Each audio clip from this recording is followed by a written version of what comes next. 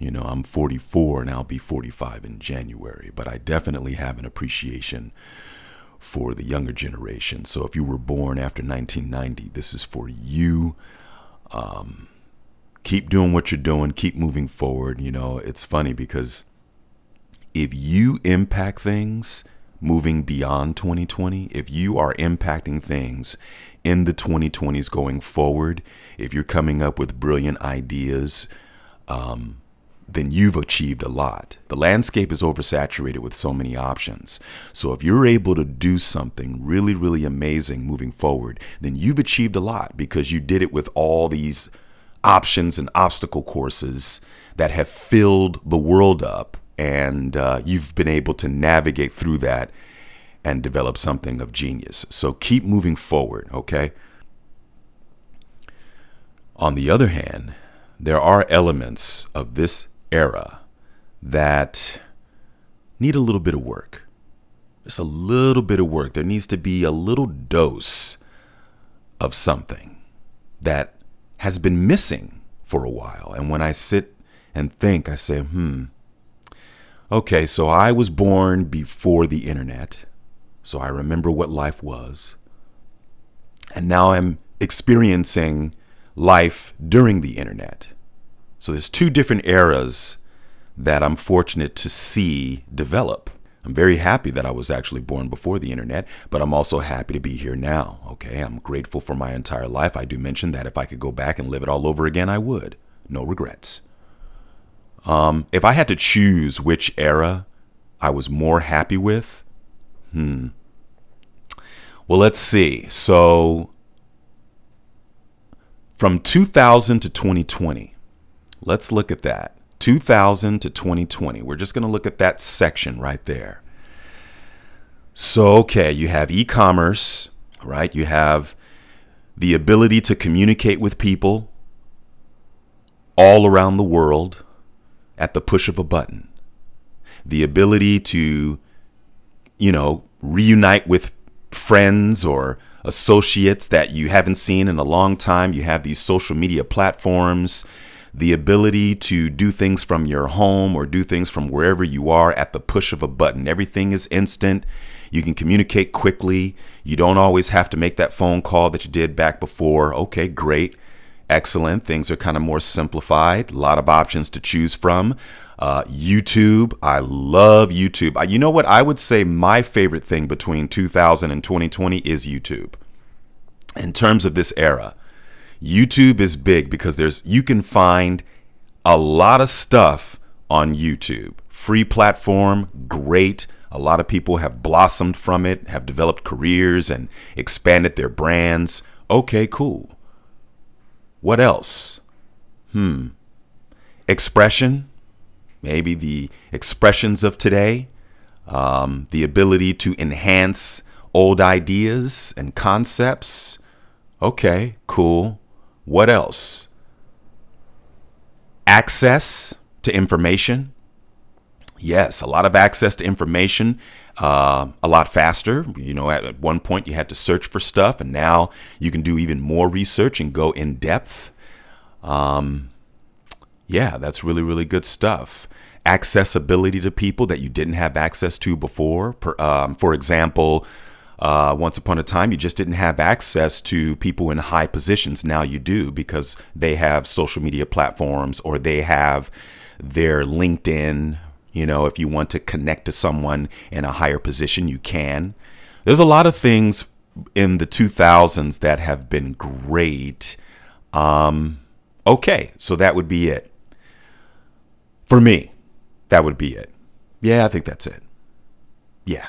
I don't think there's anything else. Let's go before the internet. Well, let's see here. Directions, asking for directions from people on the street. That was a big thing. That was kind of cool. Before the internet, if I was lost and I asked someone on the street, hey, could you tell me how to get to here? They would literally be able to tell you. Take a left here, take a right there, look for this, and da-da-da-da-da-da, like they were the GPS. Okay, cool. I could rely on people, strangers. They knew this stuff. What else? Oh, memory. Good memories. a person would know about 10 phone numbers. Yeah, they would know 10 phone numbers, maybe even 20 phone numbers. They knew this off top. Or people were able to store information, okay, in general, whether it was from textbooks, whether it was a quote from someone who was accomplished in a previous period. Just a lot of things remained in the memory. Math, people really excelled in math. The memory, the power of the brain was there, man. I think you could really rely on people's memories, and they would remember moments in their timeline. They would be able to recite to you all the different things that took place 15 years prior or 5 years ago, or they would really go in depth with things that happened in their life. They would have stories, and these stories were pulled from memory. People had this. They were like a walking book. They were a walking textbook. That's how you got all the stories from your grandparents, from your friends, from your homies. People had stories ready to go, and it was from the power of their memory. Loved that.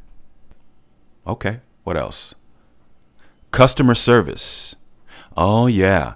There was a quality with customer service. You knew that you were going to get high quality customer service, whether it was at McDonald's, a high-end restaurant, whether it was service over the phone. If you were to go to a business of any type, any level, you knew that service would be quality. If you didn't get quality service, that was rare. That was a rare thing. Okay, what else? Long-lasting materials. Okay, yeah, before the internet, long-lasting materials. The things that you would get or purchase would last a long time. Okay, think about the antiques, the types of furnishings or furniture items, tables, couches, cars, engines, accessories. These things lasted a long time. You didn't have to keep going and buying new stuff constantly because that thing you bought no longer works. Okay, cool. What else? Obesity. That wasn't an issue, right? Because if you go back, I remember back in the 80s when I was in grade school, if someone was obese, it was rare. Interesting to think about, because I would say we are more healthy today than we were back in the 80s. Oh, yeah, absolutely. People are very, very fit. However, we did not have an obesity problem. OK, I would say the food. Blame it on the food, chemicals in the food, hormones in the food. That's done it. There's foodies, that culture has come up. So people tend to eat a lot more. You have the supersize, and we have large portions, especially here in the States, right? A large is huge. You go to Europe and a large is small. That's the difference. But yeah, people are very, very fit today. But the obesity issue back then in the 80s, nah, that was a rare thing. So people were actually in damn good shape before the internet. Okay, what else? Parents and their kids. If a kid is behaved today in 2020, it's a big deal. You go back before the internet, kids were behaved all across the board. Kids were behaved. If a kid was not well behaved, that was rare. But yeah, kids were well behaved more often than not. What else? Social skills. So before the internet, people had social skills. They knew how to read body language. They knew how to communicate. They knew how to read eye contact. They knew how to tell the difference if someone was feeling good or not feeling good based off of the energy exchange that was happening in the moment. Now, of course, people can do that today, but there were masters of this before the internet. There was a lot more patience during a conversation, because, of course, this is before the internet, so you didn't have texting. Today, people talk the way that they text, and you'll notice this when you study people. They don't wait to process what's being said. They just talk, because that's the way they communicate via text. You type, you send, you type, you send. It's a very instant form of communication. So there's no processing going on. You don't have to process because you don't get tone when you text, right? And remember, we were calling each other a lot more. Now we choose to text. Okay. So yeah, that has sort of dwindled the social skills, because now you don't have to read a person's body language. You don't have to hear the tone of their voice. You don't have to hear the fluctuations and, get information from that, because sometimes it's not exactly the words that are being said. Sometimes it is the tone in which it is being said, right? It's how a person says it. And you can read that. People read that more because that's all they had. So there was a strength in communication that existed before the internet. All right. And now we're in this condition here in 2020 where people are not socializing. Boy, it's going to be a challenge going forward for some people, because when you've spent that much time away from people, we were already having a social skills issue before 2020. Now that we're away from each other, that's going to increase in certain instances. Maybe not for everybody, but it will increase. So it will be interesting going forward to see if those social skills will return and sharpen up. What else? Groups and individuality. So, you look at a lot of groups, in music. There was a lot more groups before the internet. Remember that? Groups of 9, groups of 10, groups of 5, groups of 3. Within the groups, you had individuality. So not only did you have very good groups like Earth, Wind, and Fire, for example. Look at that. That's a group of 8, 9 guys? But then within the group, each one had individuality. There were the groups, and then you had individuals. You had solo artists. Solo artists were good too, but there was something about the groups and the individuality within the groups. Okay, what else? Reputation. Your reputation mattered. Your reputation carried a long way. Word was bond, okay? The handshake, your rep, whether it was on the street, whether it was on the political level, whether it was in business, your reputation mattered. The quality of your service, what you do, how you present yourself, how you dress, that stuff mattered. You did everything to make sure that your reputation was of a high level. Okay. What else? Originality. Okay. Not that I'm not saying that those of you born after 1990 do not have any originality, but it's very rare to find those things that are completely 100% original. Now, mind you, it's harder to have originality today because so many things have been done. So if you are original during this time, you've achieved a lot. But once upon a time, copying somebody else was not cool. If you were a rapper, you had your own voice. Like when you listen to a lot of the rappers back in the days, you could tell who they were based on the way that they sound.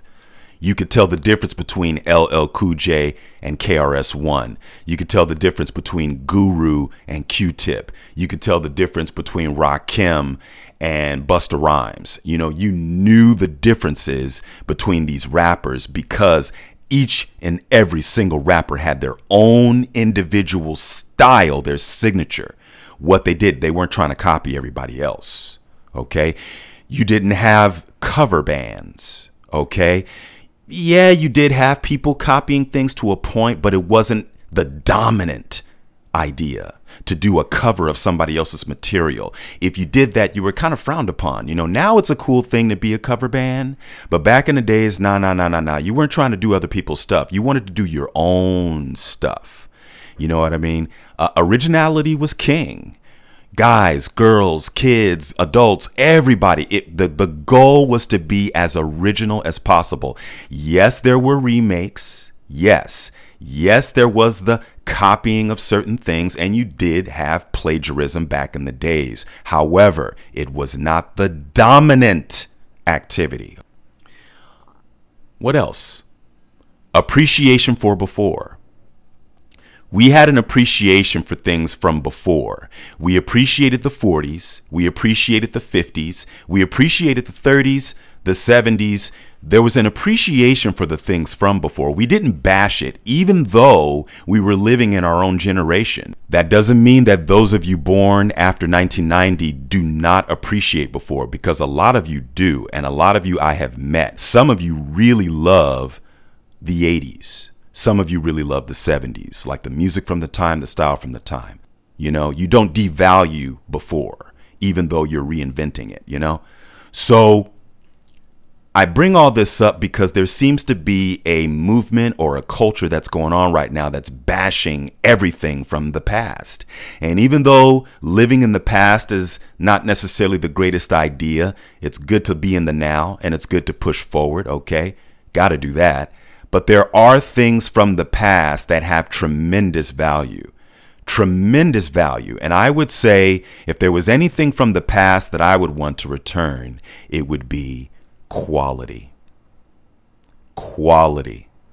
Because there seems to be a drive to mediocrity. Being mediocre became cool. It's not about the quality of stuff, the substance of stuff, the depth within conversations, service, attitudes, creativity.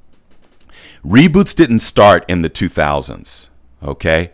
But they became more dominant in the 2000s.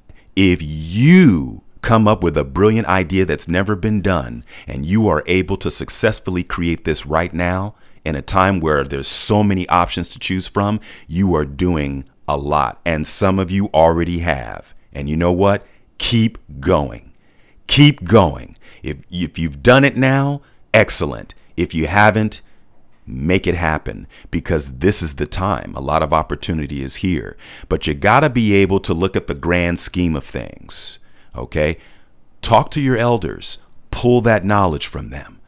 Talk to your parents, pull that knowledge from them. And if you don't have that, talk to someone older, pull knowledge, seek knowledge from people who lived before the internet and really soak that stuff in. So here's my challenge for you this week. I want you to look up 10 things that were created 25 years before you were born. Whether it's the music, materials, whatever it is, 10 things that were created 25 years before you were born. And I want you to do extensive research on these 10 things. I don't mean a little bit of research. I mean extensive research.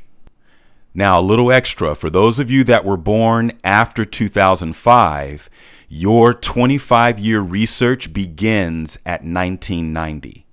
Okay? If you were born after 2005, your research begins at 1990. So anything 1990 and back 25 years, do research on that. 10 things. Challenge for you this week. Just for your own general knowledge. For those of you that have already done that, some of you are in academia, you already did it, you had research papers, okay, great. I'm talking about those of you who haven't done this, all right? And for those of you that have already done it, go back and look. Go back and look at that stuff. See if there's anything you can pull from it. See if there's anything that you can apply to your life right here. Because that's the beautiful thing about the things of the past. Sure, there's the bad stuff. We already know that. And the bad stuff is talked about more than the good stuff. The bad stuff is talked about more than the good stuff. So look up the good stuff and expand on that. See what you can apply that was good and expand on that. We have it easier than our grandparents, but there was value that we can pull from.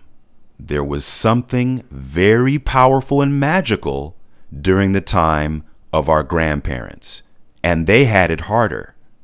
So even in the most difficult times, they found a way to make things happen. They found a way to stay committed. They found a way to believe in themselves, even during the most challenging of times. Okay? When you look at the 60s, the 50s, the 40s, the 30s, the 1800s. Okay, when you look at those times, they didn't have what we have today, but they created some amazing things. So that would be my challenge to you for this week. Those of you born after 1990, give it a go, okay? We're not here to bash generations because every generation has their own thing. Now is the time. It's 2020. And there's a lot of opportunity for creativity to spawn from this. So it's not just about the downslope. It's also about the upslope. Okay? So keep moving forward. Keep moving forward. Stay focused and keep up the good work.